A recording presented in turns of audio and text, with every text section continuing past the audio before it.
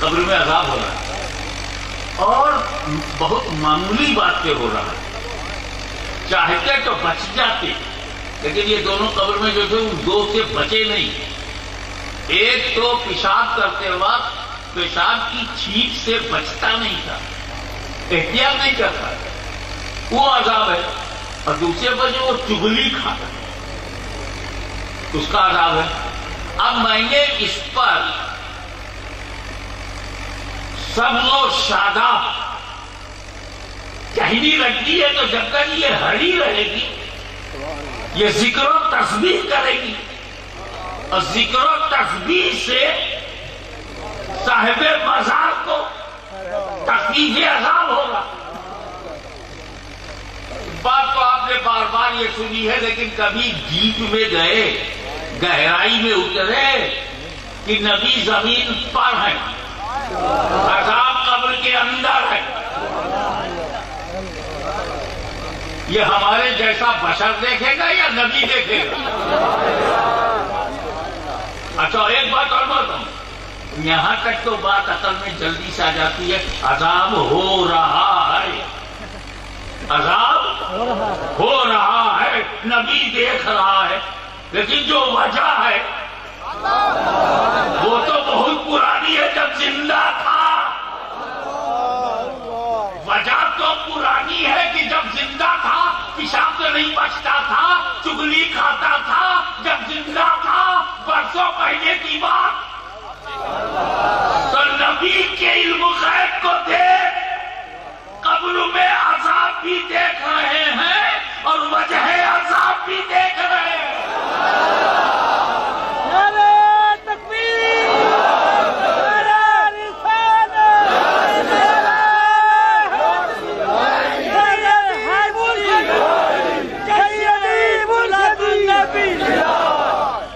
اب جب چھوٹے چھوٹے گناہ نبی کی آنکھوں میں آتے ہیں تو ان کے موٹے موٹے گناہ, جب چھپے گناہ نبی سے نہیں چھپتے, اردو سے کھیل رہا ہوں, جب چھپے گناہ نبی سے نہیں چھپتے تو تیرے چھپے ہوئے گناہ کیسے چھپائیں گے؟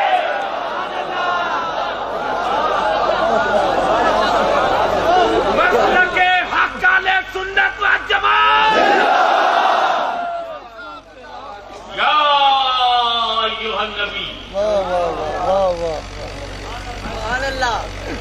یہ تو پہلے پوری آیت کریمہ کا پہلو اور اس کا حل کیسے کی تشریح ہو جائے. یا ایھا النبی انا ارسلناک شاہدا و مبشرا و نذیرا و داعیا الی اللہ باذنہ و سراجا منیرا. اے نبی ہم نے آپ کو شاہد بنا کے بھیجا ہے, مبشر بنا کے بھیجا ہے, نذیر بنا کے بھیجا ہے, داعی الی اللہ بنا کے بھیجا ہے اور اللہ کی طرف اللہ کے حکم سے بلانے والا بنا کر کے بھیجا ہے, روشن آفتاب بنا کے بھیجا ہے, روشن چراغ بنا کے بھیجا ہے. میں نے بھیجا. یہ بات کون کہہ رہا ہے؟ اللہ کہہ رہا ہے. اب کس سے کہہ رہا ہے؟ نبی سے کہہ رہا ہے. یا ایھا النبی, اے نبی, انا ارسلناک, ہم نے آپ کو بھیجا. یہ بات نبی سے کہنے والی تھی کیا؟ نبی کی بات نبی سے. کیا نبی کو پتا نہیں تھا کہ میں مرسل ہوں؟ کیا نبی کو پتا نہیں تھا میں شاہد ہوں؟ نہیں تو گواہی تو دے رہے تھے. کیا نبی کو پتا نہیں تھا میں مبشر ہوں؟ مطلب جنت کی بشارت کیوں دے رہے تھے؟ کیا خبر نہیں تھی کہ میں نذیر ہوں؟ نہیں تو پھر اللہ سے ڈرا کیوں رہے تھے؟ کیا انہیں پتا نہیں تھا میں داعی اللہ ہوں؟ ورنہ وہ دعوت اللہ دے کیوں رہے تھے؟ کیا انہیں نہیں پتا تھا کہ میں چمکتا سورج ہوں؟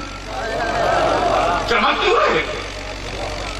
کون نہیں جانتا اپنے بارے میں اپنی کوالٹی کو, اپنی صفتوں کو؟ کیا آپ نہیں جانتے کہ آپ کی کوالٹی کیا ہے؟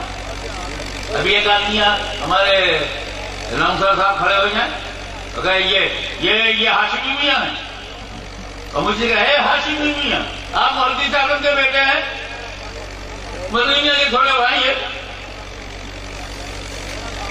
نسبان جیلانی ہے، ارادتاً چشتی ہے، جہاں پڑھائے وہاں پڑھائے، یہ پڑھائے بیٹا sit down, don't waste my time, میرا تعلق مجھے سے کرا رہا، ارے میں کس کا بیٹا مجھے نہیں معلوم، میں کہاں پیدا ہوں مجھے نہیں معلوم، میرے کتنا پڑھا مجھے نہیں معلوم، اگر ہاشمی کا تعلق کرا رہا ہے تو ان سے کراؤ جو ہاشمی کو نہ جانتا ہو، اے اللہ اگر تجھے تعلق ہی کرانا تھا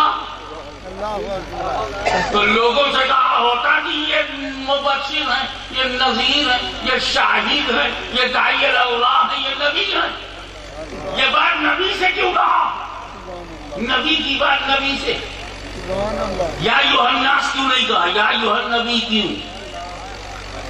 میں آپ کو بتاؤں اللہ عالم الغیب والشہادہ ہے، کیا بتاؤں اللہ سب جانتا ہے، جو گزر گیا وہ جانتا ہے، جو گزر رہا ہے وہ جانتا ہے، جو گزرنے والا وہ جانتا ہے، اس کو معلوم ہے کہ لوگوں کا مزاج ہے، کیا مزاج ہے؟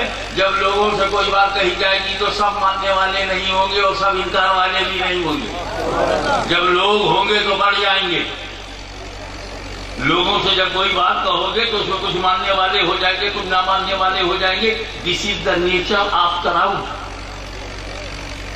یہ مزاج ہے، یہ بھیڑ کا مزاج ہے۔ حضرت جب الیکشن کا سوال آئے گا دیکھ لینا، ایک سے ایک تقریر کریں گے اور مجمع میں 2 حصے ہو جائیں گے، پیسہ لے کے بول رہا ہے، بہت دل سے بول رہا ہے، 2 قسم کے ہو جاتے ہیں، ہندوستان کے انتخابات کے معاملے میں، یا ابھی بھی آپ کہیں بازار میں کھڑے ہو کر کے کوئی سچی بات کہو، کچھ ماننے والے ہوں گے کچھ نہ ماننے والے۔ ایک پکی مثال دے دوں، میرے نبی نے سب سے زیادہ سچی بات لوگوں سے کہی، یا ایھا الناس قولوا لا الہ الا اللہ، بڑی سچی بات کہی، لیکن مجمع اپنے نیچر کے حساب سے بچ گیا، کچھ ماننے والے کچھ نہ ماننے والے، ماننے والوں کو صحابہ کرام کے نام سے یاد کیا گیا، نہ ماننے والے کو کفار عرب کے نام سے یاد کیا گیا، مگر مجمع تھا سچ کو نہ سب نے انکار کیا نہ سب نے مانا، کچھ ماننے والے کچھ نہ ماننے والے۔ اللہ اس نیچر کو جانتا ہے، اس لیے سنو، میں لوگوں سے یہ نہیں کہوں گا کیونکہ میں اپنے حبیب کا ذکر کر رہا ہوں، اپنے محبوب کی صفت بیان کر رہا ہوں، میں اپنے نبی کی کمالات و عظمت و رفعت بیان کر رہا ہوں، میں لوگوں سے نہیں کہوں گا کہ کچھ ماننے والے ہو اور کچھ نہ ماننے والے ہو، اس لیے حبیب میں کہوں تم سنو، نہ ادھر سے انکار ہوگا نہ ادھر سے انکار ہوگا۔ یا ایھا النبی،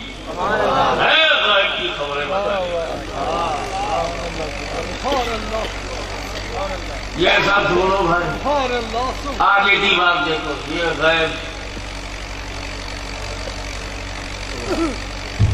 ایسی مثال دے دوں کہ کوئی انکار ہی نہ کر سکے۔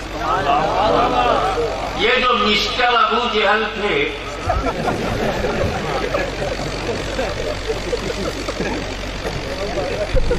یہ اپنی قوم کے سب سے بڑے غنڈہ، کرمنل، دہشت گرد لیڈر، آج بھی شاگرد مل جاتے،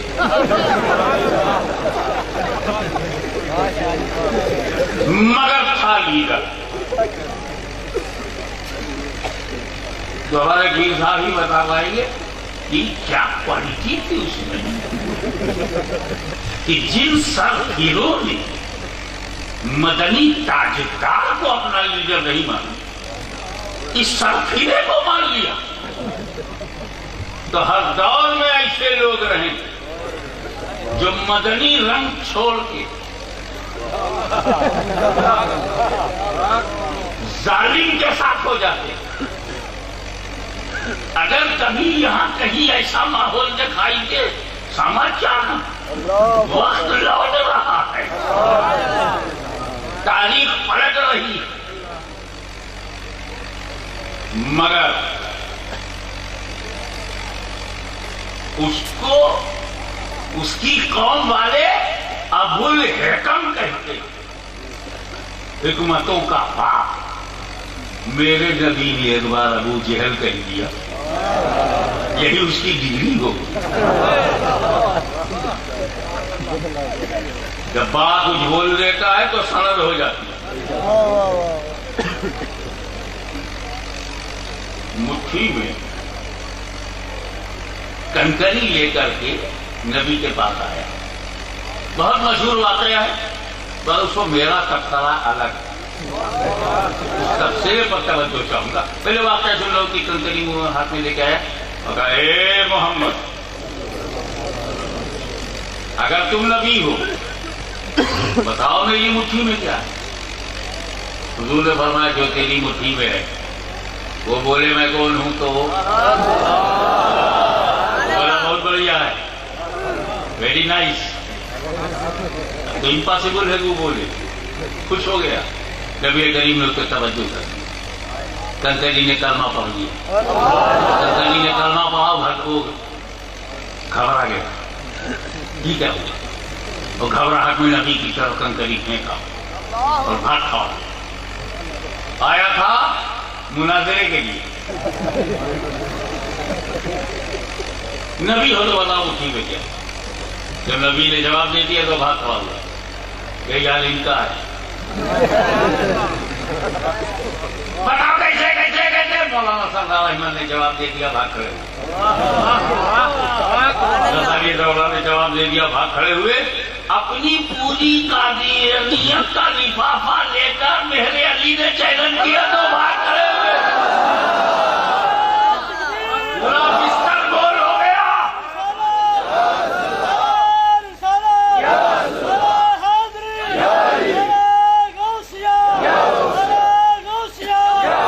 میں آتا ہوں، ابو جہل مٹھی میں کنکری لے کر آئے، بتاؤ میری مٹھی میں کیا؟ نبی کریم نے بتایا جو تیری مٹھی میں ہو بتا میں کون ہوں؟ کنکری نے کلمہ پڑھ دیا، وہ بات کھڑا ہوا۔ اتنے ہی تو واقعہ ہے نا، اب اس وقت 10-12 نکاح سے پہلی بار وہ بند مٹھی سے کیوں امتحان لے رہا؟ کھلی مٹھی سے نہیں، بتاؤ میری میرے ہاتھ میں کیا ہے؟ ان کا جو کھلا ہے وہ غیب نہیں ہے، جو ڈھکا ہے وہ غیب ہے۔ اب اگر یہ نبی ہے تو غیب بتاؤں، یعنی ابو جہل کی عربی مضبوط تھی، اس کو نبی کا معنی معلوم تھا۔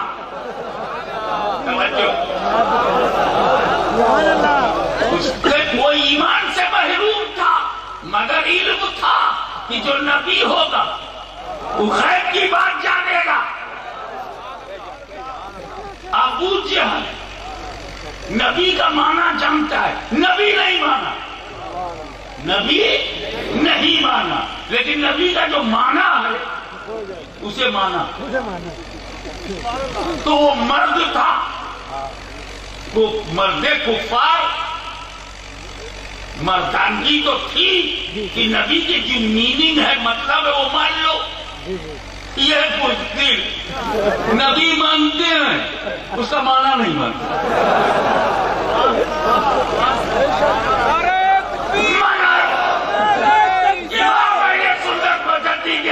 مدرسہ نے نبی بھی مانا، اس کے معنی کو بھی مانا اور سنیوں کو منوایا اور بتایا یہ رضا کے نیزے کی مار ہے کہ عدو کے سینے میں دار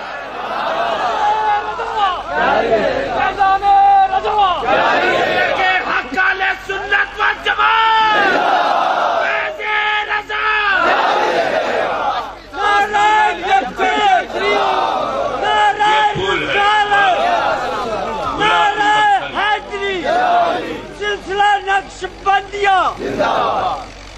یہ میں نے ہاتھ میں رکھا۔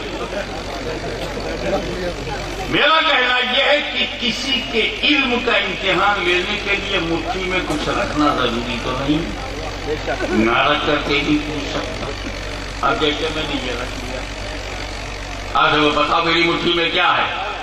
بولو زور سے۔ پھول ہے؟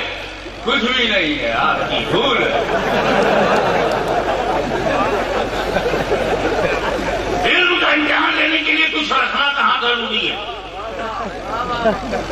میں نے نہ رکھ کر کے پوچھا بتاؤ مٹھی میں کیا ہے، تو ابو جہل بھی ہو سکتا ہے نہ رکھ کے پوچھ رہا ہو کہ میری مٹھی میں کیا ہے اور کچھ نہ ہو، مگر میرے نبی نے اشارہ کر دیا کہ جو تیری مٹھی میں ہے وہ بتائے میں کون ہوں۔ پیغمبر نے دعویٰ کر دیا تیری مٹھی خالی نہیں ہے، جو تیری مٹھی میں ہے وہ بتائے میں کون ہوں۔ ابو جہل ذہین ہوتا تو سمجھ جاتا کہ جس پیغمبر کو یہ پتا ہے کہ مٹھی خالی نہیں ہے اسے پھر یہ بھی معلوم ہوگا کس چیز سے بھری ہے، مگر خدا جب دین لیتا ہے تو اپنا چھین لیتا ہے۔ بڑا خوش ہوا، اچھا ہم تو یہ جاننا چاہتے تھے کہ ان کا علم ہے کہ نہیں، اب تو پاور کا مسئلہ آ گیا، پاور فل ہے کہ نہیں، قدرت والے ہے کہ نہیں۔ تو نبی نے ایک ہی مناظرے میں 2 سبجیکٹ حل کر دیا کہ تو یہ جاننا چاہتا ہے کہ بند مٹھی میں، غیب میں، چھپے میں، ڈھکے میں مجھے علم ہے کہ نہیں؟ ارے میں یہ بھی جانتا ہوں جو میرے تو تیری مٹھی میں ہو بتائے میں کون ہوں۔ نبی کریم نے توجہ کر دی، کنکری نے کلمہ پڑھ دیا۔ جیسے ہی کنکری نے کلمہ پڑھا ابو جہل گھبرا گیا، فبہت الذی کفر، ٹوٹ گئی اس کی کمر، کبھی دیکھے ادھر کبھی دیکھے ادھر، کنکری کو لیا نبی کی طرف پھینکا اور بھاگ پڑا۔ وہ اتنے بہادر ہیں یہ۔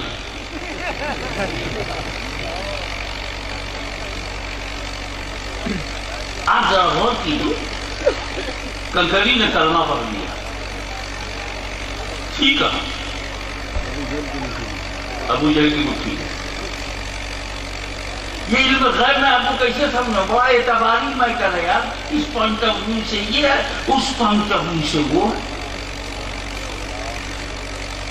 ایک بات بتائیے، اگر میں ایک بکسے میں چڑیا بند کر دوں، پرندہ بکس میں بند کر کے تالا مار دوں، پھر آپ سے بولوں بتاؤ بکس میں کون ہے، تو میں کیا معلوم؟ اور جو اندر پرندہ اس کو کیا معلوم باہر کون ہے؟ گھر میں عورت ہے اسے کیا معلوم باہر کون ہے؟ باہر والوں کو کون کیا معلوم اندر کون ہے؟ تو اندر والے کے لیے باہر غیب، باہر والے کے لیے اندر غیب۔ کنکریاں مٹھی میں بند ہے تو رسول کے لیے کنکری غیب اور کنکری کے لیے رسول غیب۔ اور یہی میرا نبی دکھانا چاہتا ہے نادان، تو میرے علم غیب کا امتحان لینا چاہتا ہے۔ ارے میں جس پہ نظر ڈال دوں وہ غیب کی بولی بولنے لگے۔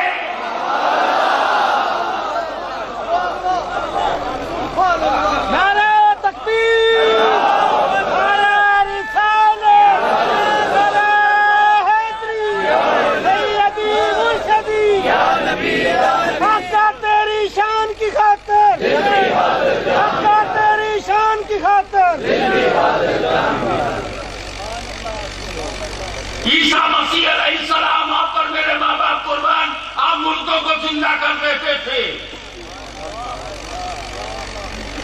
کہ مردے کو زندہ کر دینے کا کیا مطلب ہے؟ عام فہم انداز میں یار، جب جسم سے روح نکل جائے تو کہا جاتا ہے مر گیا۔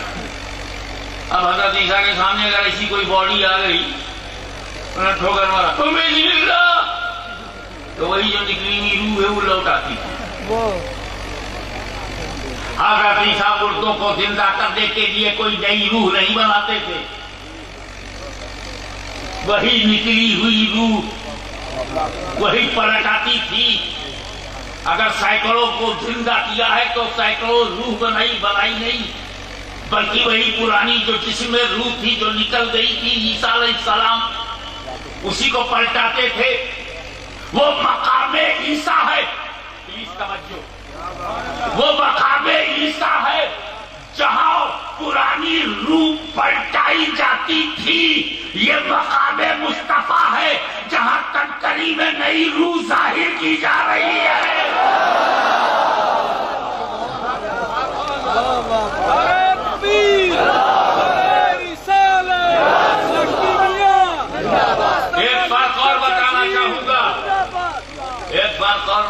چاہوں گا جب کوئی اللہ والا کسی مردے کو زندہ کرتا ہے تو زندہ ہو کر مردہ کون سی بولی بولتا ہے؟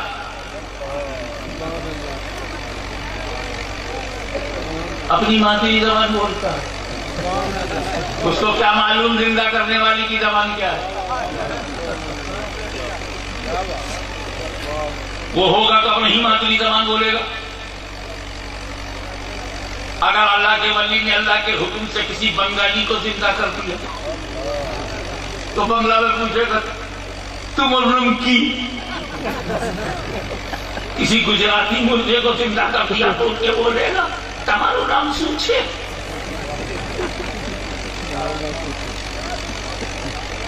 کسی ایرانی کو زندہ کر دیا اللہ والے نے اللہ کے حکم سے کہا اس میں شما کی. اور کسی برٹش بورن کو کیا تو کہے گا واٹس یور نوبل نیم. سب اپنی زبان بولیں گے. عیسیٰ مسیح نے جتنے مردوں کو زندہ کیا وہ سب زندہ ہو کے عیسیٰ مسیح کی بولی نہیں بولتے تھے, اپنی مادری زبان بولتے تھے. مگر میرے نبی نے جب کنکری میں نئی روح ظاہر کی اور زبان کی تو وہ حجر کی بولی نہیں سید البشر کی بولی بول رہے.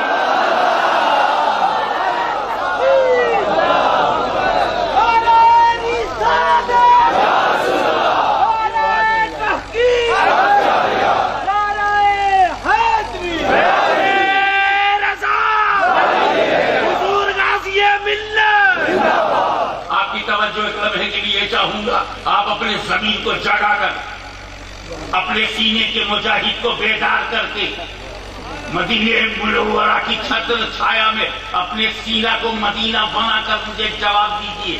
کنکری نے جب کلمہ پڑھا تو کہاں تھی؟ کس کے پاس تھی؟ کس کے قبضے میں؟ کس نے چنا تھا؟ کس نے منتخب کیا تھا؟ دشمن کی مٹھی میں, دشمن کے کنٹرول میں, دشمن کے اختیار میں, دشمن کے قبضے میں, دشمن کے تصرف میں, دشمن کے اقتدار میں, دشمن کے اختیار میں, دشمن کے چنگل میں.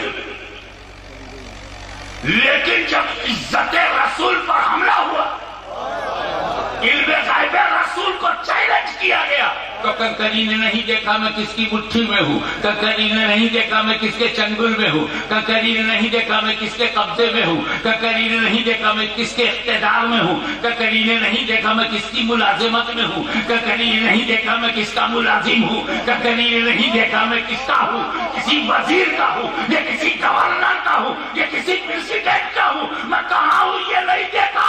اس نے کیا کیا کہ جب رسول کی عزت پر حملہ ہوا تو کنکری نے نہیں دیکھا میں کس کی مٹھی میں ہوں. تو آج ہم اس مملکت خدا داد میں اللہ کو حاضر و ناظر, مصطفیٰ کو چشمدید گواہ, علماء کرام و پیران اوزان کو گواہ بنا کر ہم بھی قسم کھاتے ہیں کہ اگر اس زمین پر میرے نبی کی کسی نے توہین کی تو ہم بھی نہیں دیکھیں گے ہم کس کی مٹھی میں ہیں.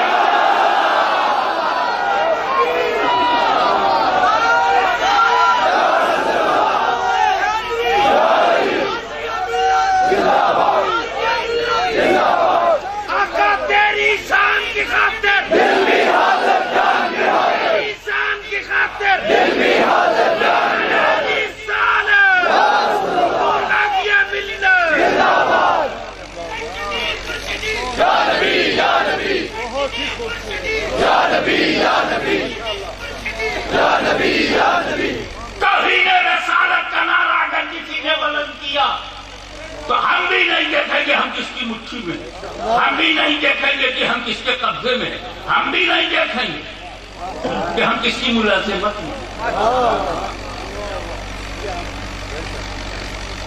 یاد رکھو ایسا کریں گے تو ہمیں فائدہ کیا ہوگا. What benefit we will get? Achievement ہمارا کیا ہوگا, ہمیں ملے گا کیا؟ जो कंकरी को मिला वो तुम्हें भी मिले। क्या मतलब? जब तक कंकरी चुप थी, अबू जहल की मुट्ठी में थी, अबू जहल के कब्जे में थी, जब तक खामोश थी अबू जहल के कब्जे में थी, और जब नारे हक बुलंद किया रसूल के कदमों में पहुंच गई, रसूल के चरणों में पहुंच गई, काली कमली के साए में पहुंच गई।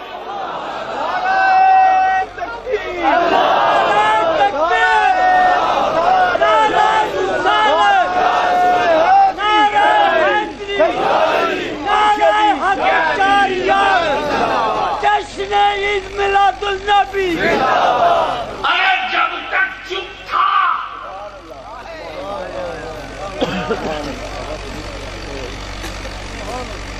इख्तिदार के करीब था,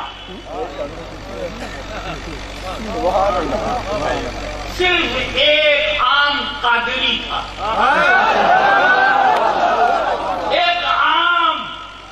वैसे कादरी दर्जन के हिसाब से आगे पीछे चलते हैं, और मैं इसलिए कह सकता हूँ गौस आजम की औलाद में इतना कहने का तो नहीं क्या है कादरियों से। एक आम कादरी था, इख्तिदार के करीब था, जब तक चुप था, जब तक खामोश था, इख्तिदार के पास था, बोल पड़ा अहमद मुख्तार के पास पहुंचा। जब तक कंकरी चुप थी, जाहिल के कब्जे में थी, गोली उसने फेंका। एक दूसरा जुमला दूं, जब तक चुप थी अबू जहल काफिर की कैद में थी, जब तक खामोश थी काफिर की कैद में थी, और जब नबी का गीत गाया आजादी मिल गई, हुर्रियत मिल गई, फ्रीडम मिल गई। अब अगर किसी इलाके की आजादी चाहते हो तो मुट्ठी से निकलो, नाते नबी गुनगुनाओ, मदीने वाले का गीत गाओ, आजादी मिलेगी।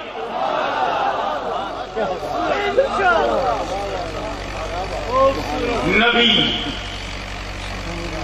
जब ये तय हो गया कि अब नबी नहीं आएगा,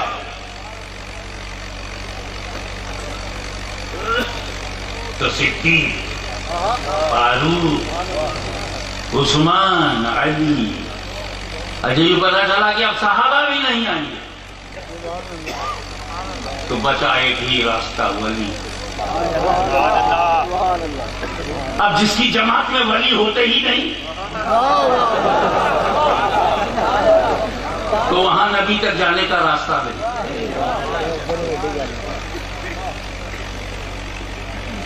सब लोगों ने दौलत मुस्तफाविया को बांट लिया है, सवाए सुन्नी मुसलमान। सुन्नी मुसलमान ने रसूल का दिया हुआ सब लिया। ऐसा नहीं कि रसूल पाक ने सहाबा दिया तो सुन्नियों ने सहाबा ले लिया हो, अहले बैत छोड़ दिया हो। रसूल पाक ने अहले बैत दिया तो अहले बैत को ले लिया हो, सहाबा को छोड़ दिया हो ना। सुन्नी ना अहले बैत को छोड़ेगा ना सहाबा का छोड़ेगा, दोनों जो है वो नबी का माल है, नबी का दिया हुआ कमाल है, उनका फैजान है। इसीलिए हम अपनी तहरीक का नाम निजामे सहाबा नहीं रखते, निजामे अहले बैत नहीं रखते, हालांकि निजाम में वो है, मगर नाम हम रखते निजामे मुस्तफा। अब आपको आशिक़े रसूल बनाते, न नबी का घर छूटने पाए, न नबी का दर छूटने पाए।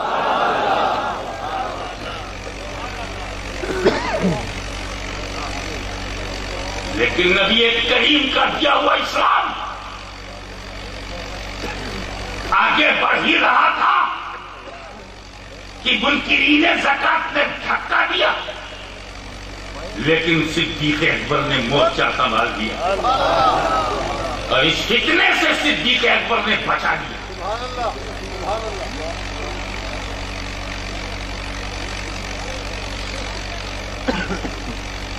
अभी इस्लाम तमन्नाई फारूक आजम की दी हुई तवानाई से मजबूत हो रहा था कि बलवाइयों ने उसे कमजोर करना चाहा। उस्मान गनी ने अपना खून देकर के इस्लाम को बचाया। जब खारजी